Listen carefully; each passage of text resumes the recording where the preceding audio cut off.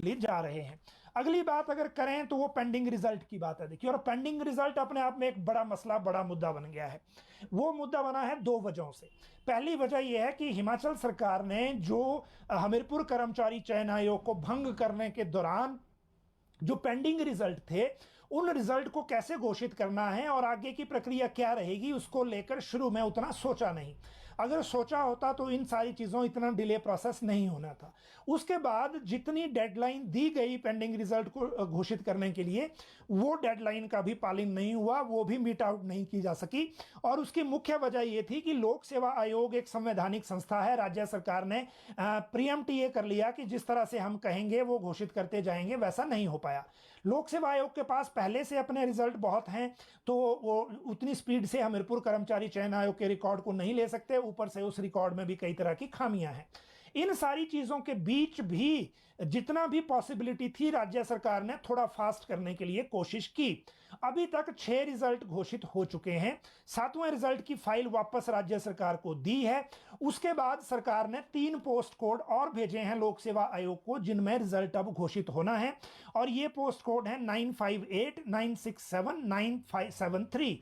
311 पोस्टों के रिजल्ट इसमें आ जाएंगे। 311 लोगों को रोजगार मिलेगा इन पोस्टों के रिजल्ट में।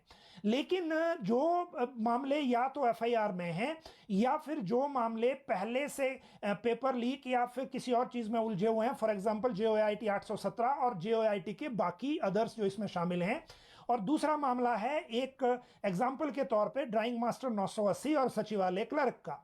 जहां एफआईआर दर्ज है, वहां का बीच का रास्ता निकालने के लिए विजिलेंस से आई एक शेड्यूल रिपोर्ट के आधार पर लॉ डिपार्टमेंट से कुछ सरकार ने रास्ता पूछा है कि क्या इसमें कोई पॉसिबिलिटी है या नहीं।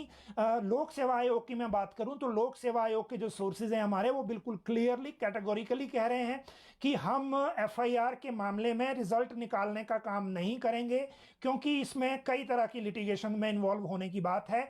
और इसीलिए राज्य सरकार या तो पहले ही एंश्योर करे कि ये भर्ती प्रोसेस जांच से निकल जाए, या फिर विजिलेंस ये क्लियर लिख के दे कि हम कंडीशनल बाद में अपॉइंटमेंट चेंज नहीं करेंगे। कंडीशनल आधार पर लोक सेवा आयोग रिजल्ट घोषित नहीं करता। लोक सेवा आयोग का कहना है कि हमारे रूल्स ऑफ बिजनेस में ऐसा कोई प्रावधान है नहीं, और अगर राज्य सरकार कहती है तो सरकार को फिर लिखित में ही उसको इवेलुएट करके जवाब दिया जाएगा। तो ये मामला अभी तक उन मामलों का है जिनको लेकर आप ये कह रहे हैं कि जिनमें एफआईआर है उनमें कंडीशनल रिजल्ट घोषित करिए। हालांकि सरकार कोशिश कर रही है, यही वजह है कि इसमें लीगल स्क्रूटनी सरकार अपने लेवल पे कर रही है कि उसमें सेक्रेटरी लॉ से पूछा जाए कि इसमें रास्ता क्या है। जेओआईटी 817 और बाकी मामलों की बात करें तो उसमें एडवोकेट जनरल खुद सुप्रीम कोर्ट में ये कह चुके हैं कि ये मामला पेपर लीक में फंसा हुआ है, इसलिए अभी सरकार ने इसमें फैसला लेना है। सुप्रीम कोर्ट में जिस मामले को लेकर ये कहा जा चुका हो कि ये पेपर लीक में उलझा हुआ है, उस केस में आप समझ सकते हैं कि आगे क्या होने वाला है, या फिर उसको किस तरह से डिक्लेयर किया जाएगा। वो अपने आप में थोड़ा सा क्रिटिकल जंक्शन है, और मुझे नहीं लगता कि इस मामले में अभी कोई ज़्यादा पॉजिटिव चीज़ों के साथ हम आपको कोई अपडेट दे पाएंगे। लेकिन पेंडिंग रिजल्ट के मामले में जितनी भी हलचल चल रही है, उसको हमने आपके साथ समय समय पर साझा किया है। जब राज्य सरकार के अलावा लोक सेवा आयोग से कुछ क्लैरिटी की बात थी, खासकर नई भर्तियों की बात भी थी, तो वो भी हमने लोक सेवा आयोग के चेयरमैन के साथ आपको 1-to-1 एक तरह से आपकी क्वेरीज एड्रेस की। इसके बावजूद जिनके पेंडिंग रिजल्ट है, जो उसमें से कुछ ट्रोलिंग के चैंपियन बने हुए हैं, कुछ जो लड़के हैं, वो सोशल मीडिया पर जो लोकल या कहिए आपकी स्टेट का जो मीडिया है उसको लेकर कई चीज़ें अपने हिसाब से लिख रहे हैं।